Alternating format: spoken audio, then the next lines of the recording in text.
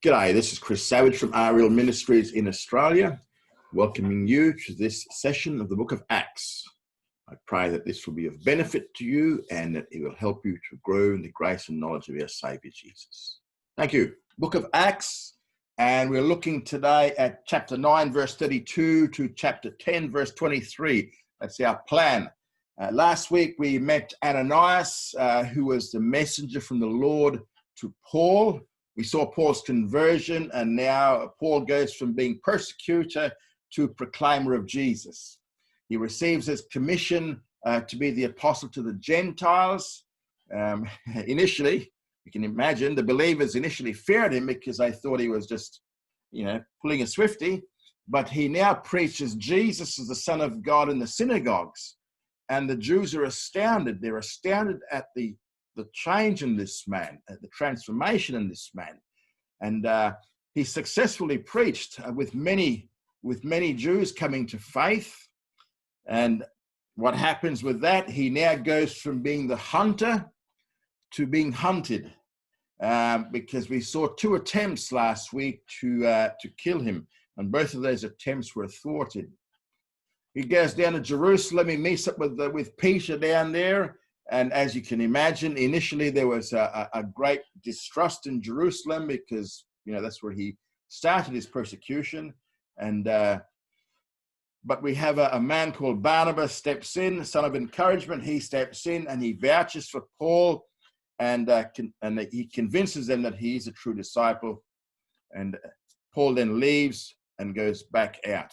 And now we come back to Peter this week. So we had Paul introduced last week, the apostles of the Gentiles. We're now back with Peter. Okay, so we're going to see the witness of Peter, and witness of Peter goes from Acts chapter 9:32 to Acts 11:18.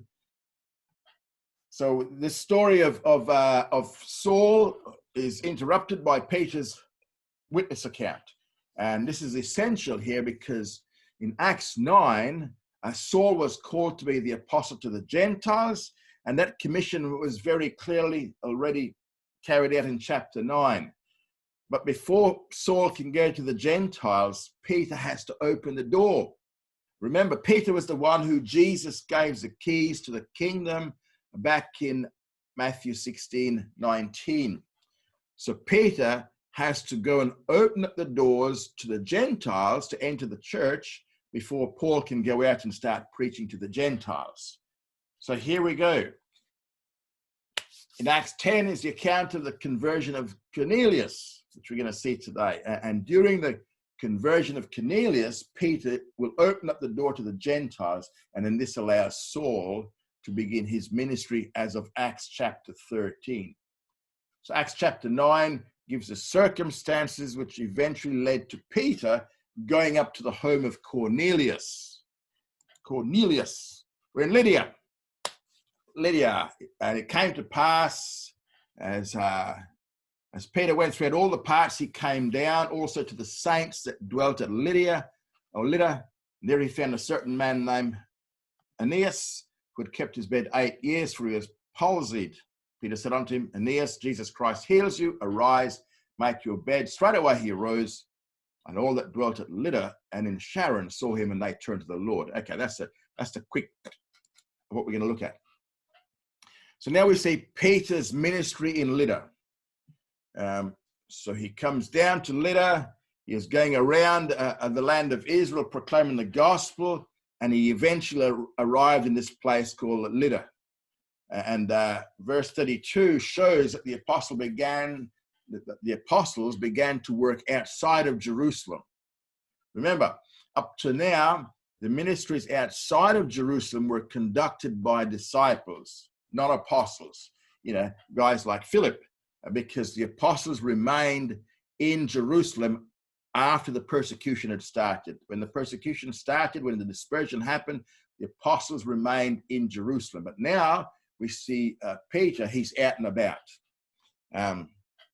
So they began to work in areas outside Jerusalem. And basically what we see here is that Peter followed in the footsteps of Philip from chapter 8. And this was the same, where he is now, is the same territory where Philip had already ministered. And Peter, what happens is he finds believers in this area.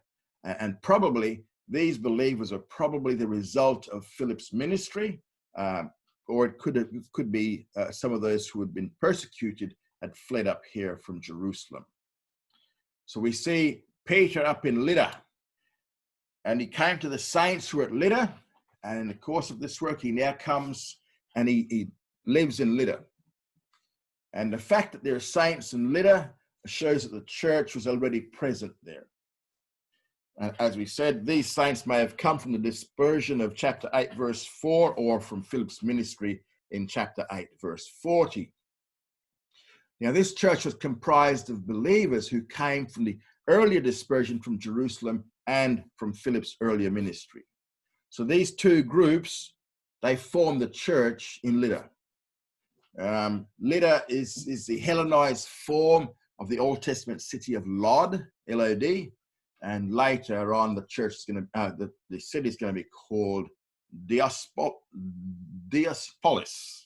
the Greek name, Diospolis. Okay, so we see the healing of this man Aeneas. So he finds a certain man, Peter finds a certain man named Aeneas.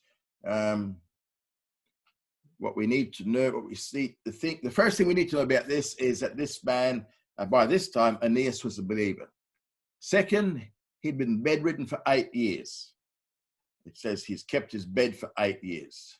It means he kept his bed neat. He was in his bed for 8 years. And third, he was palsied, which means he's a paralytic. So this is the man Aeneas. Going to be a big day for him. And Peter said to him, Aeneas, Jesus Christ heals you. So the source of Aeneas's healing was Jesus the Messiah. And in the Greek, the way it's written in the Greek, it means Jesus Christ heals you here and now, instantaneously. So Peter then tells him, okay, arise, get out of your bed. By getting out of your bed, that would be the sign that the healing had taken place. And he says, mate, get out of your bed and make your bed. And what it actually means is it means to spread your bed for yourself. And the implication here is that for the last 8 years, someone else had to make the bed for him. But now he was to make his own bed. And the evidence of his healing was immediate. Immediately he arose, which showed that he was healed. Now, we don't know whether, he was a believer before or not, before this miracle or after, but we do know that he certainly does become a believer. And he was probably a Hellenistic Jew, because in this area, currently Peter was dealing with the Jews. He's not yet gone to the Gentiles because he doesn't go there till Cornelius. So this is the second time that we see Peter healing a cripple. The first guy was back in chapter 3, and that was the man who was lame from birth. So now Peter heals Aeneas, a man who'd been bedridden for 8 years. And this is an instantaneous healing. This is not one of those healings where, go on your way and you'll get better, instantaneously. What's the result of this miracle? Verse 35. It says that all that dwelt at Lydda and in Sharon saw him, and they turned to the Lord. So all those who dwelt in Lydda and Sharon now believed. What's Sharon? Sharon was the plain surrounding the town of Lydda. And the town of Lydda was located on the plain of Sharon. And a great number of the residents of Lydda and the surrounding plain of Sharon came to the Lord. Now, when it says all, it doesn't mean everybody in the area. It means all who dwell in the city natively. In other words, it means the Jews. It's the Jews of the city that we're talking about here, because remember, the door hasn't been opened to the Gentiles yet. So it's the Jews. And the majority of the residents in the plain area, the plain of Sharon, were Gentiles. So it's the Jews who have come to faith. So the Jews were a minority in that part of the country, because most of the inhabitants were Gentiles. And so the Jews turned to the Lord in saving faith. So this is the first time we see the expression turn to the Lord. And it's used 3 times in the book of Acts. But now this is the first time we're going to see it. Okay, we're down at Jaffa. He goes on to Jaffa or Joppa. And in verse 36, we're now going to be introduced to Dorcas. There was at Joppa a certain disciple named Tabitha, which by interpretation is called Dorcas. Joppa is the English title for the city. It's also known as Jaffa, and in Hebrew it's Jaffa. Where is it? It's 10 miles or about 15K, 16K northwest of Lydda or Lydda. And in that city, we have a female disciple called Tabitha or Dorcas. So the feminine form for disciple is only found here, nowhere else in the Greek New Testament. So she's pretty special. So her name was Tabitha. Tabitha is the Aramaic word for gazelle, and Dorcas is the Greek word for gazelle. So it means speed. In Greek, Dorcas, in Aramaic, Tabitha. In actual fact, in Hebrew, her name meant speed. So this is her. This is the woman we're talking about now. She's living again in the Gentile area. She lived now in a territory which is predominantly Gentile. That's why she has two names. What about her? Verse 36, it says, this woman was full of good works and alms deeds which she did. So by calling her a doer of good works, we're going to find a little bit later on that she specifically made dresses for widows, garments for widows. And when she was said to be a giver of alms, not alms, but alms, A-L-M-S, we know that she gave money to the poor as well. And the Greek tense tells us that good deeds were habitually done by her. And that's all we know about Tabitha or Dorcas. That she's a giver of alms and that she made dresses for the widows. In verse 37, it came to pass in those days that she fell sick and died. And when they had washed her, they laid her in an upper chamber. So we have her death. So while Peter was in Lydda, she fell sick and died. And then they washed her body, which is a common practice in Jewish funeral rites. And they often washed the body at death. And they lay her now in an upper chamber and stored the body to wait until Peter arrived. Now, according to Jewish law, in Jerusalem, a body had to be buried by sundown. However, outside Jerusalem by Jewish law, a body could remain unburied for up to 3 days and 3 nights. Now, because this was outside Jerusalem, they decided to wait 3 days and 3 nights before burying the body. And that gave Peter sufficient time to go up here to Joppa. So while her body is now lying in state in the upper chamber, in verse 38, they now fetch Peter. And as Lydda, verse 38, and as Lydda was nigh unto Joppa, it was only about, as we said, it was only about 15K away, about 10 miles, which was half a day's journey back in that time. Back then they could cover about 20 miles a day, about 35K a day. So the disciples, hearing that Peter was there, Joppa, Lydda, sent 2 men unto him, entreating him, delay not to come unto us. So this is the first time that Peter was sent from one city, Lydda, to another city, Joppa. And later in chapter 10, Peter's going to be fetched from Joppa to Caesarea. And so they entreated him. They came down there and they entreated Peter, come on up. And they put, what it means is they put strong pressure on him to come quickly. They urged him not to delay. Why do you reckon? Well, they've probably heard about the miracle performed in Aeneas back in verse 35, and they wanted Peter to do the same thing for Dorcas. So what they're saying is, listen, she's dead. We've only got 3 days. we've got to get back up there with you, Peter, because you need to raise her from the dead. That's pretty much what they're saying. So they believed that Peter could use his apostolic authority to help Dorcas. Now, think about it. There are already many believers living inside Jaffa. So if miracles were commonly performed by all believers, then any of those believers could have come and resurrected Dorcas back to life. But that's not so. In the book of Acts, miracles were not performed by believers in general, as is a common teaching today. Miracles were performed either by the apostles or by the apostolic legates. Yes, the apostolic legates were those guys whom the apostles laid their hands on. Remember those 7 deacons that they were chosen by the Hellenistic, by the crowd back in earlier chapters. The apostles laid their hands on them, right?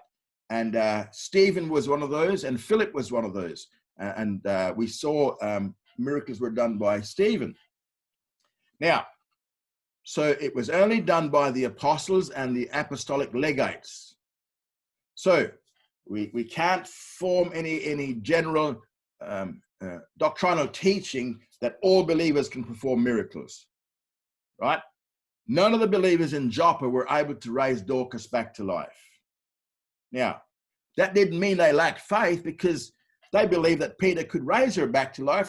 That's why they came down to get him. They knew that God could raise her from the dead.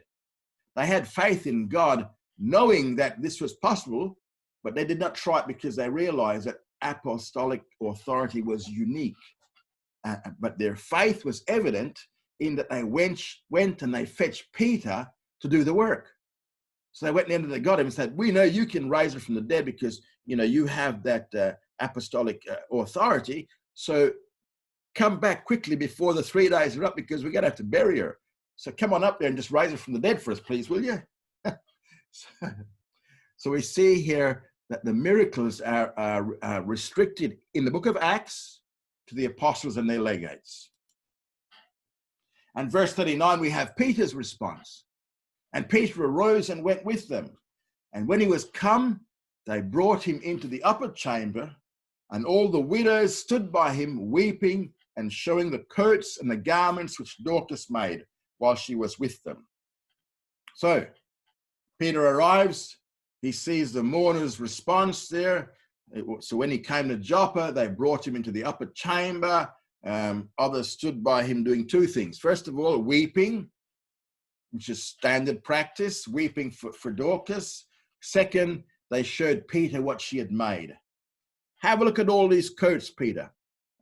The coats are the coats which were the inner garments, and the garments which were the outer garments. So we have the coats, inner garments, outer garments. And it means that these were the things that Dorcas made from time to time for the widows. And so what we have here is we have these widows were wearing the garments which Dorcas had made.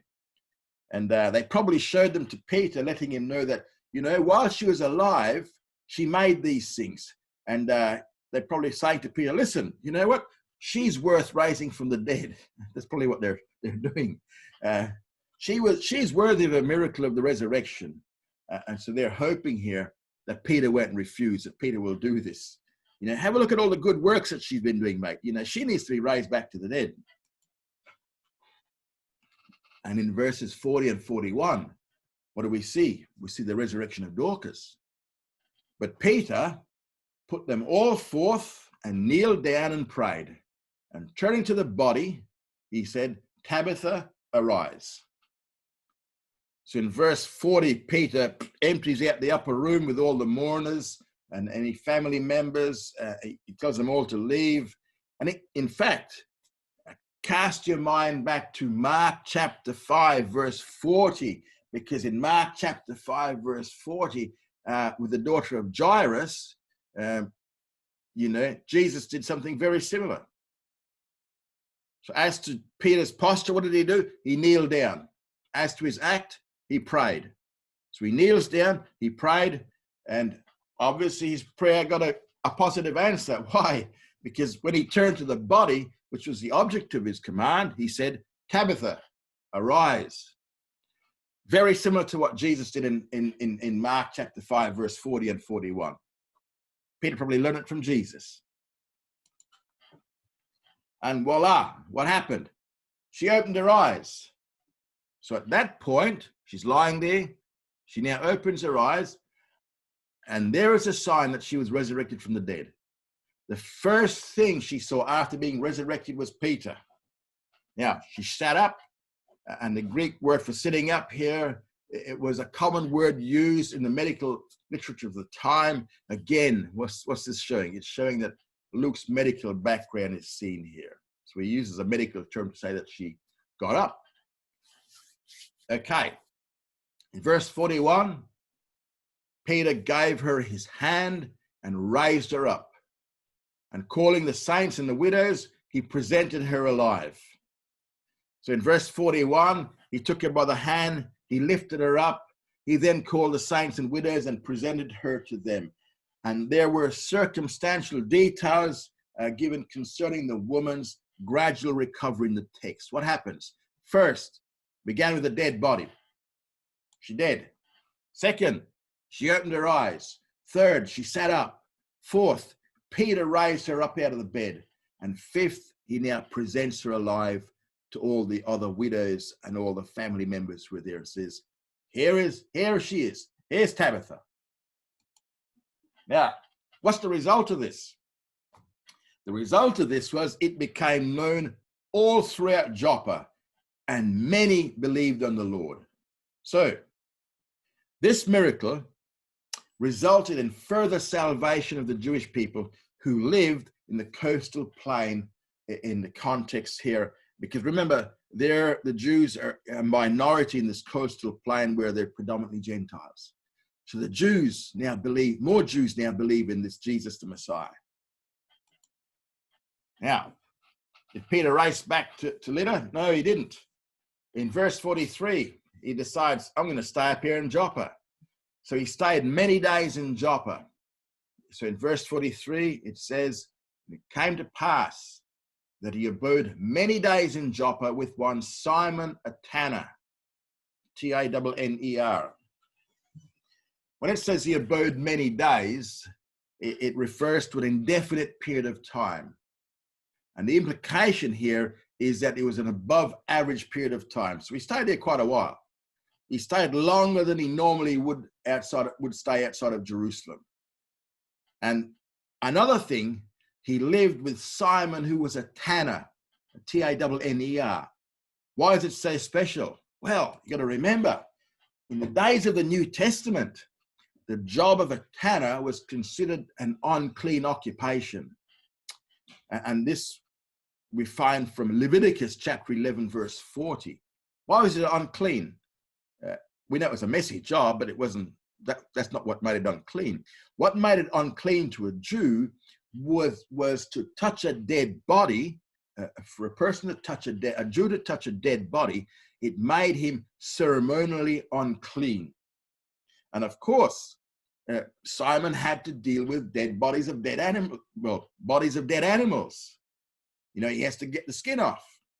So it was considered to be an unclean occupation because it required the handling of dead bodies. And for that reason, under Jewish law of that day, a tanner had to live 50 cubits outside the border of the city. So he was out past the suburbs. And frequently, Jews would not stay with a tanner because they might also become ceremonially unclean. Plus also the smell, I guess. But this tanner, this Simon the tanner, was a believer. And so Peter stayed with him. And this means for Peter that he's already started to drop some of his Judaistic prejudices. He's starting to ease up a bit, loosen up a bit, because he was willing here to stay with Simon, who was a tanner, who handled dead animal bodies. And so, you know, his prejudices are breaking down. Now, as a result of Acts chapter 10, Peter's going to be able to put aside an even greater amount of of his prejudices. Why? What we're going to see is that his residence here with Simon the tanner is going to prepare him for his call to proclaim the gospel in the home of Cornelius, the Roman centurion. And this is one of these turning points in the book of Acts. This is a crucial segment in the book of Acts. Why? Because now we see the gospel going to the Gentiles. All right. Now, we're going to see the salvation of Cornelius. The church continues to gain followers among both the Jews in Judea and Galilee and amongst the Samaritans. Remember, Peter opened the door to the Samaritans a while back. Now, the church now increased along the Mediterranean coast where Philip had preached the gospel in Azotus and towns as far north as Caesarea. So Philip was working that area. And after visiting the saints in Lydda, Peter now stays with the believers in Jaffa. So, the church is moving on. Now, the time has now come to preach the gospel to people who are not of Jewish or Samaritan descent. The gospel now has to be brought to the Gentiles. Because remember, the Matthew 28 commission says Jerusalem, Judea, Samaria, and all the world. So now it has to go to the Gentiles. Now, it's not going to be taken by Paul first up, whom Jesus had commissioned to be the apostle of the Gentiles, but Peter has to be the first to break the barrier between Jew and Gentile. It's going to be Peter. Because remember, here's the keys. So now we're going to see the vision of Cornelius. And in verse 1 of chapter 10, we're introduced to Cornelius. First, his office. Now, there was a certain man in Caesarea. Where was Caesarea? Caesarea was a Greek town known as Strata's Tower. This town was rebuilt by Herod the Great, and it was made a lot bigger back in 25 to 13 BC. And in this 12-year period, Herod constructed a theater, an amphitheater, public buildings, a race course, a palace, an aqueduct, and a magnificent harbor which had access to the rest of the Roman world. So it's a major seaport. And what did he do? He named it after Caesar Augustus. He named it Caesarea. So this is about 50k north of Jaffa, where Peter is at the moment. Now, Cornelius by name. This is who he is. This is verse 1. He was Cornelius by name, a centurion of the band called the Italian band. The Italian band. No, it's not got, pianolas and stuff like that. It's a band of people. So in Joppa, there was this man named Cornelius. He was a Roman commander. He was a leader of 100 soldiers, a centurion, and he was part of the cohort known as the Italian cohort. And a cohort consisted of 600 men. And there were 6 centurions in each cohort. And he was one of these 6 centurions in this Italian cohort. Not all cohorts were national Italian cohorts. It just happens to be that this one was comprised of loyal Italian nationalities. And throughout the Gospels and the book of Acts, the cohorts always appear in a favorable light. And also, so far, we've seen centurions in a favorable light as well, because we saw it back in Matthew 8:5 and Luke 7 and Acts 10. Oh, there they are on the screen. Acts 10:1, Acts 22:25, Acts 27:3. So these centurions are seen in a favorable light. All right. What else do we know about him? What's his spiritual state? It says he was a devout man and one that feared God with all his house, who gave much alms to the people and prayed to God always. So the second thing we see about Cornelius is in verse 2, and we see his state. First of all, concerning his state, we're told that he was a devout man. And the word devout comes from a Greek word that means to worship or to revere. And in the New Testament, the word is used only 3 times. First, here in Acts 10:2, second in Acts 10:7, and third in 2 Peter chapter 2, verse 7. Now, what's so special about calling him a devout man? First of all, it shows that he has given up paganism. Not only has he given up paganism, but he no longer is claiming Caesar to be God either. And he's given up the paganism of his parents, and he's also declined to call Caesar a god or God. Second, he was a God-fearer. He was a person who feared God. He's one of these guys, is part of a category known as a proselyte of the gate. A proselyte of the gate. Now, he wasn't a full proselyte.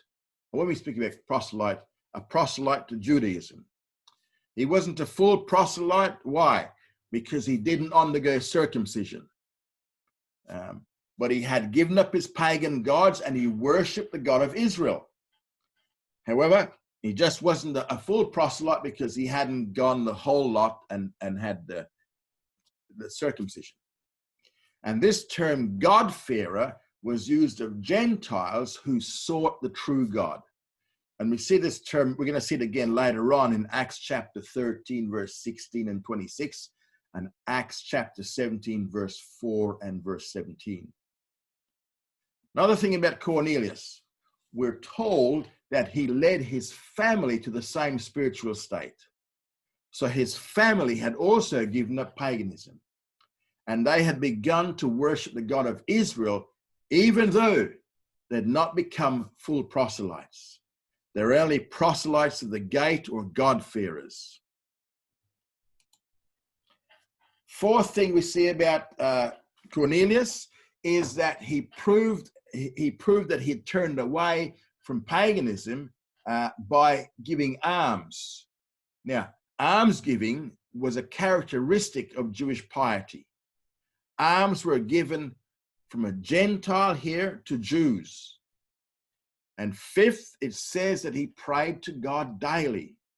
And when it speaks about prayed to, the word means that he was begging of God. So this shows, what does this show? This shows us that he lived up to the light that he now possessed. Back in Romans chapter 1, Paul in Romans chapter 1 says to us, he gives us a promise there, that if a person lives up to the light he possesses, God will make certain that he receives more light until there is sufficient light for salvation. For instance, a person today, if he looks around seriously, he looks at night in the sky, and he would say, you know what?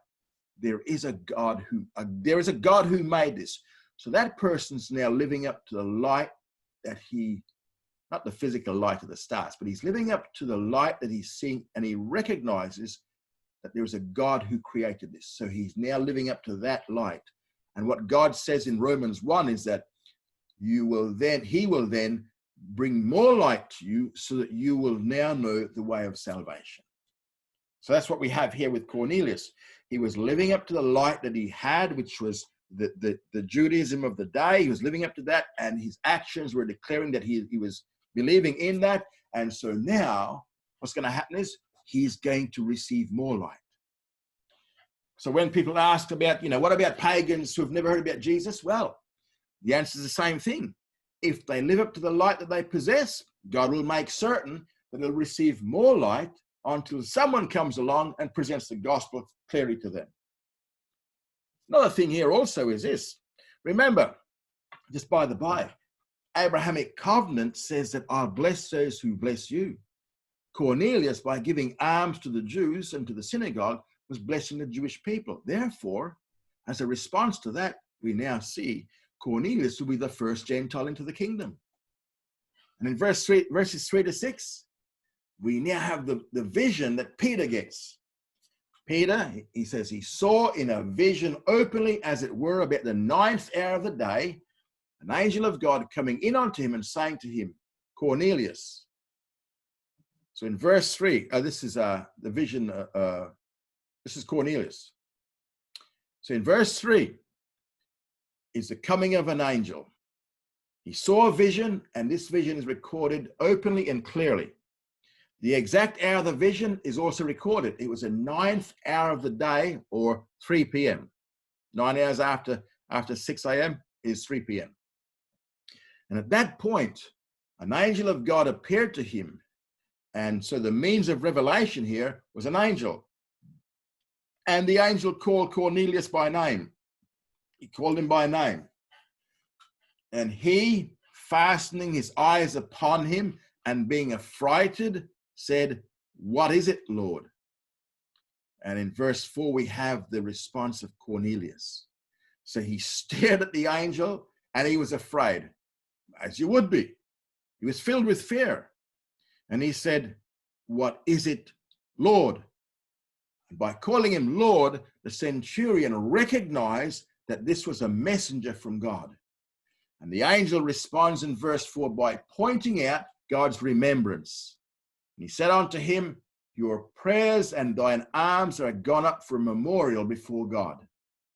So the prayers and the alms of Cornelius had gone up to God. Prayer emphasizes the faith of Cornelius. Well, he had to believe that there was a God to pray to him. Alms emphasizes the evidence of his faith. And the words gone up refer to the smoke or the incense sacrifice. And like the smoke of the incense sacrifice, his prayers had gone up and won the ear of God. Remember, in the Bible, incense is a common symbol of prayer in the Old Testament. And the Greek word is similar to the Hebrew word, which means it's the ascending of the burnt offerings. And so this is a memorial before God. And what we see here is that we also see it's used in the Septuagint, in Leviticus 2:2. It's used for the meal offering, which is burned. Also see it in regard to Mary in Matthew 26, verse 13, and Mark 14:9. Okay. Now, this Simon's surname we see here is Peter. Why? Because there's two Simons living in a house down there. There are two men with the name of Simon. So first we're going to see Simon Peter. Second, there is Simon the tanner. So Cornelius is told that Peter lodged with a man named Simon the tanner. So Cornelius was told which Simon to seek and to fetch. He's to fetch Simon, surnamed Peter. And in verse 6, we're told where Peter lodged. Peter stayed with a man also named Simon, who was a tanner, and his house was by the seaside. So in light of the fact that few Jews were tanners and that his house was by the seaside, this should be enough information to find the house and fetch Peter back to Cornelius. And when the angel, verse 7, and when the angel that spoke unto him was departed, he called two of his household servants and a devout soldier of them that waited on him continually. And having rehearsed all things unto them, he sent them to Jaffa. So we have the obedience of Cornelius in verses 7 and 8. The timing was when the angel who spoke unto him departed. So Cornelius calls two of his household servants. These guys were servants who were non-military, not part of the cohort. He also called a devout soldier. So in addition to the two servants, he attaches to them one soldier. And this would have been one of the 100 men under his authority. But see here, he's also a devout soldier.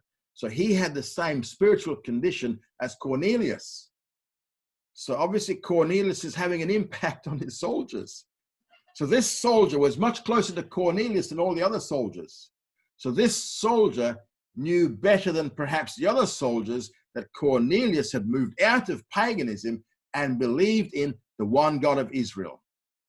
And having given them all the details, Cornelius now sends them to Jaffa. So first came the vision of Cornelius. Second, we're going to see the vision of Peter in verses 9 to 16. And the two visions go hand in hand to accomplish God's divine purpose. So God has two witnesses, one to Cornelius, one to Peter. We now see the vision to Peter in chapter 10, verses 9 to 16. Okay.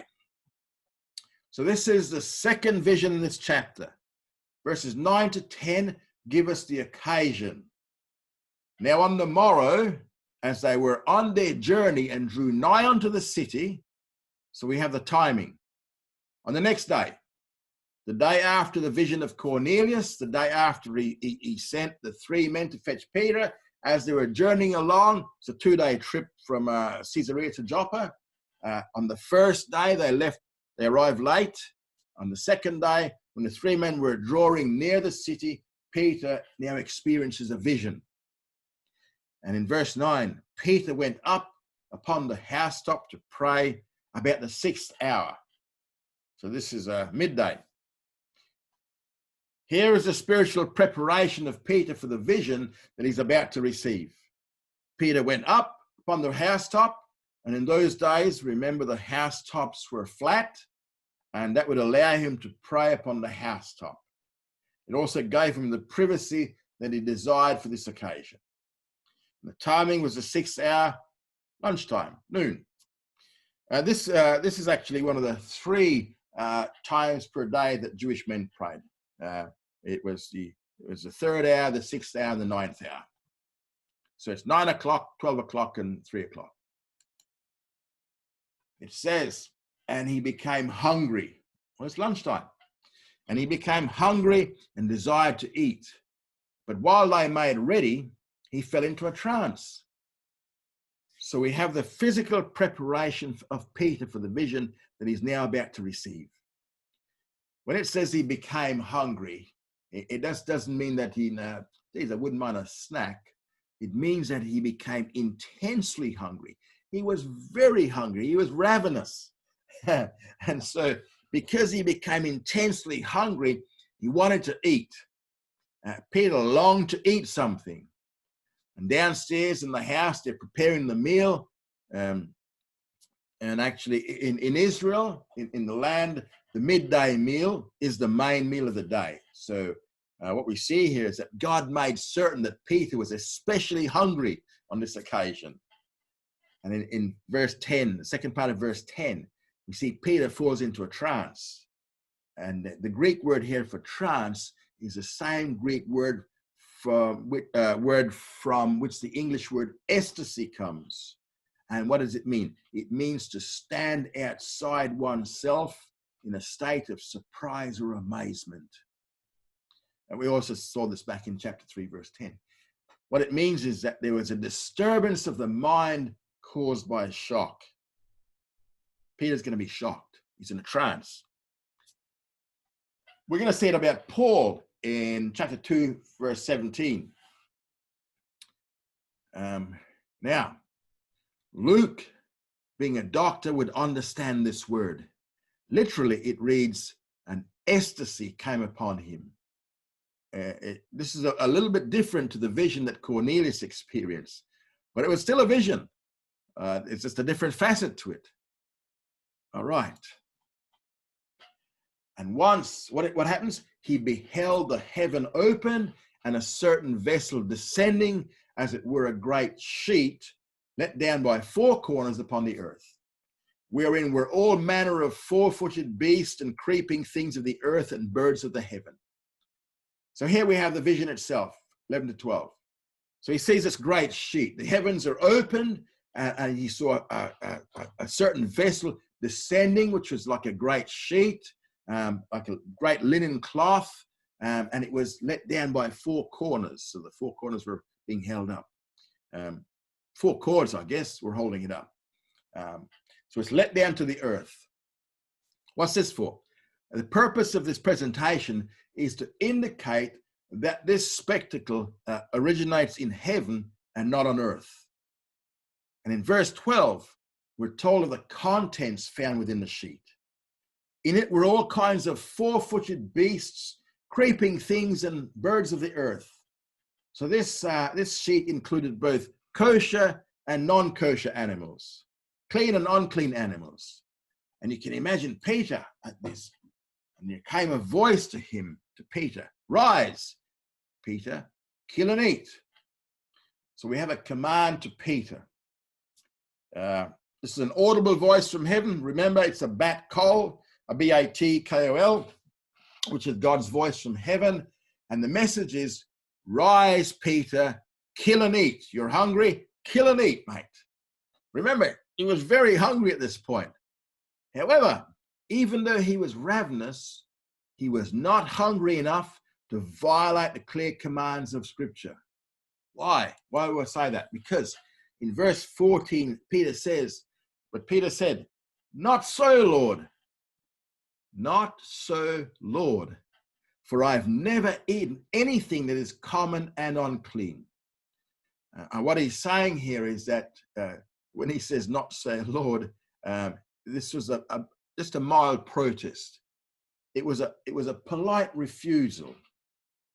To say "not so" and to then call him Lord, it's a bit paradoxical.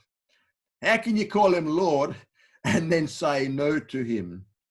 However, Peter had a good reason for responding this way, because it was God himself who in the past had forbidden the eating of these unkosher animals. And some of these animals were clearly unkosher, like the creeping things. The animals that were kosher would not be ritually and properly killed if he had killed them with his bare hands. So he's saying, "I can't do this." So Peter's response was that, "Listen, I've never eaten anything that was first common." This common simply means that it was not ritually killed. And second, unclean. This means that it was something that was not kosher. Peter's saying, "Listen, I have never eaten anything like that. I have never eaten anything like that, and I am not going to do so now." The Jew could eat the meat of only those animals which God had declared clean, and that is those animals who chewed the cud and those with cloven hoofs. But in this sheet, there are all sorts of animals. And Peter says, "Lord, I have never eaten anything like that, and I'm not going to do so now." That was his response. Then we have God's answer. Again, a voice comes to him from heaven a second time. "What God has made kosher, you must not call unkosher. What God has made clean, you must not call unclean."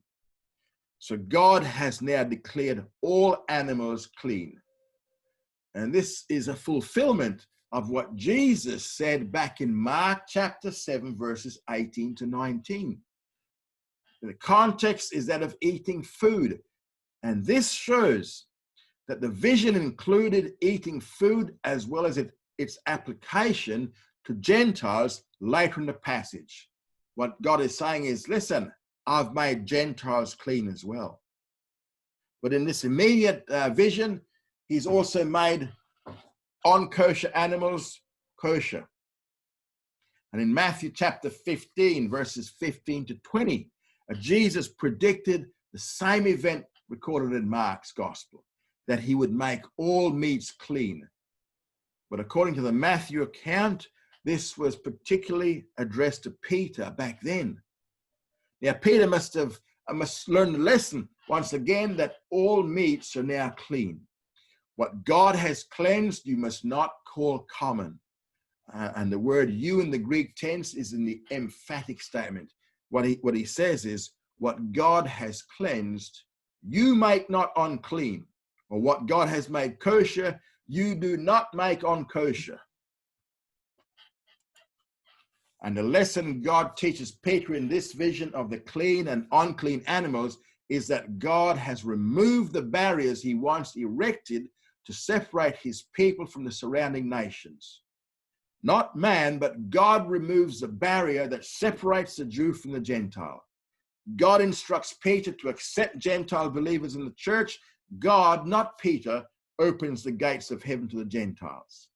And by implication, God is teaching Peter that with the abolition of the food laws, Peter can now associate with Gentiles and have table fellowship with them, which is what we're going to see before long. In verse 16 is the conclusion. And this was done thrice, and straightway the vessel was received up into heaven. 3 times he saw this, but Peter is still a little bit unconvinced. And this was a pose of piety beyond the will of God. This was clearly beyond the will of God. But Peter was still defiling what God had cleansed. And the vision came to an end suddenly after the 3rd time. And it went back into heaven. Okay. Now, we're going to see the application of this vision to Peter in verses 17 to 23. Now remember, the wall of the law of Moses was a wall between the Jews and the Gentiles, and this wall had been broken down at the cross, according to Ephesians 2. Remember, the Gentiles were considered aliens and strangers as far as the Jewish covenants and promises were concerned. Ephesians 2 again. But now all of that would change, and God would declare that as far as the Jew and the Gentile were concerned, there is no difference, either in condemnation, Romans 3, or in salvation, Romans 10. So, the vision. 6 minutes. Verse 17. Now, while Peter was much perplexed in himself what the vision which he had seen might mean, behold, the men that were sent by Cornelius, having made inquiry for Simon's house, stood before the gate. So we see the arrival of the 3 men. So Peter's perplexed. What does this mean? What does this mean? I'm at a complete loss to explain what this vision means. I got no idea what it means. He didn't know what to do with it. Now Peter is now out of his ecstatic state, but he was more puzzled than ever. I just don't know what it means. However, while he's sitting and meditating on the vision, the answer to his perplexity is given. We have the arrival of the 3 men. Behold, the 3 men that were sent by Cornelius, having made inquiry for Simon's house. So they arrive at Jaffa, but they had to ask around to find out the location of Simon the tanner's house. Finally, they were led in the right way. What it means is they're asking one after another, where's Simon the tanner? Where's Simon the tanner? And they finally got the right answer. And this shows that they were really inquiring diligently. So they came and they stood before the gate. And they arrive here at the critical moment of Peter's perplexity. And they arrived at the gate that separated the courtyard of Simon the tanner's house from the street. So here we are at the gate. We in verse 18. And they called and asked whether Simon, who was surnamed Peter, were lodging there. Verse 18. So they called with a loud voice inside the gate. What it means here, the Greek says they kept on inquiring whether Simon, surnamed Peter, was lodging there. And why would they have to keep on inquiring? Hey, listen, does Simon Peter live here? No answer. Does Simon Peter? They kept on asking. Why? Because, hey, imagine you have a Roman soldier standing at your gate with 2 other men. You'd be a little bit dismayed. Maybe Simon the tanner was hiding Peter. Who knows? So Peter is now directed, because nobody's answering, Peter is now directed to greet the men. In verses 19 to 20, while Peter thought on the vision, it means, while Peter thinking on it, what does the Greek mean? It means to resolve in his mind, to think it through and through, to think it in and out, backwards and forwards, in and out. Peter was doing his best to try and find a meaning to the strange vision when he heard his name being called by the 3 men. And at that critical point, the Holy Spirit spoke to him. So it required the intervention of the Holy Spirit to get Peter to do what he did. The Spirit said, 3 men are seeking you, but arise and get you down. The Greek word for but arise here is a very strong word. What it virtually means is, although they were Gentiles, nevertheless, arise and go with them. And so it means get down at once and go and meet these guys. Get down at once and see these men. Peter was to go with them. It means to go on with them, nothing doubting. Go on with them without a divided mind. Just believe that you're doing the right thing is what the Greek means. What's the reason for this? For I have sent them. The Spirit has sent them. And the Spirit assumed responsibility for these 3 men being there. And it took a special message of the Spirit to get Gentile salvation started. Although, notice, everything required for God to get Gentile salvation started. God used 4 things to get Gentile salvation started. An angel, a bat call, a voice from heaven, the Holy Spirit, 2 visions, vision to Cornelius, vision to Peter. Gentiles, I want to save the Gentiles. In verse 21, we have Peter's inquiry. And Peter went down to the men. So he goes down, he says, behold, I am he whom you seek. So he identifies himself to the men. What is the cause wherefore you are come? For what reason have you come? What's the purpose of your coming to me? You know, Peter could have been a bit worried as well because Romans turned up to look for him. In verse 22, we have the report. And they said, Cornelius, a centurion, a righteous man, and one that feared God, and well reported of by all the nation of the Jews, was warned of God by a holy angel to send for you into his house and to hear words from you. So when they introduced Cornelius to Peter, they said 4 things about him. First of all, he's a centurion. Second, he's a righteous man. He was righteous in the Jewish sense of the term. Third, he's one that feared God. He gave up his paganism. He was a God-fearer. He was a proselyte of the gate, but not a full proselyte. He was well reported of by all the nation of the Jews. In other words, the people who know him speak well of him. And this was the same thing we saw the centurion back in Luke chapter 7, verse 4. And the word nation here is a Greek word that is the word ethnos. This is just a little tidbit. Normally, when the Greek tense uses the word nation in reference to Jews, it uses the term laos. But in this case, it uses ethnos, which normally refers to Gentiles. It's probably because the speakers were Gentiles. The word ethnos is used. Remember, Luke is recording what the Gentiles spoke. Okay. And they tell Peter that an angel of God told Cornelius to do what he did. The angel told him to send the 3 men to Peter, and their mission was to bring Peter to the home of Cornelius so that he might hear the words of the apostle. Almost there. And in verse 23, first part. So he called them in and lodged them. Because it was already late in the day, it's too late to start the journey. And since the main meal was already prepared, what did they do? They spent the night in Jaffa. And Peter invited them in and lodged them. In other words, Peter provided the accommodation for them. Peter and his host, they have to lay aside the Jewish restrictions on association with Gentiles. Because remember, we're going to see later on that, the Judaism of the day said that Jews do not enter the house of Gentiles. Jews do not eat with Gentiles. And so what they're going to do here is they have these Gentiles in their home, and then they're going to feed and provide shelter for one night. And so they do that, and now they're going to go to Caesarea the next day. And next week, we'll see what happens with Cornelius. And that's your lot for today. Pray that that was of benefit to you. Thank you, Father, for, or if anyone wants to get in touch with us, there are all the details there on the screen.